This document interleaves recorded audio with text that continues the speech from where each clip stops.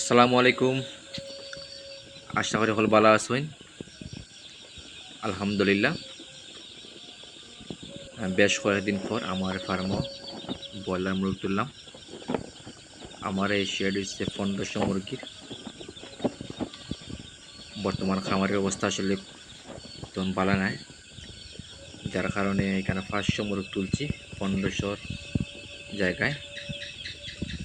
আপনারা সকলেই জানা আছে যে বর্তমান সিন্ডিকেটের কারণে খামারিরা, প্রান্তিক খামারি যারা আছে, তারা খুবই ক্ষতিগ্রস্তের মধ্যে আছে। এই যে কিছুদিন আগে আমরা মুরগ বিক্রি করছি, প্রতি কেজিতে উৎপাদন করে 160 টাকা, আমরা মার্কেটে বিক্রি করতাম হয়েছে 125 টাকা। প্রতি কেজিতে 30 টাকা করে আমরা গাড়ি দিছি।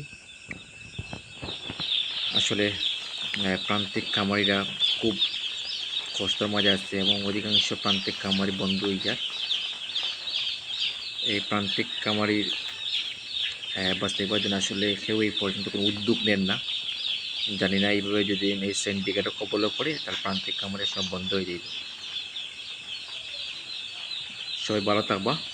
আর আমার ভিডিও ভালো লাগলে অবশ্যই লাইক, কমেন্ট, শেয়ার করবা, চ্যানেলটি সাবস্ক্রাইব করবা ইনশাআল্লাহ।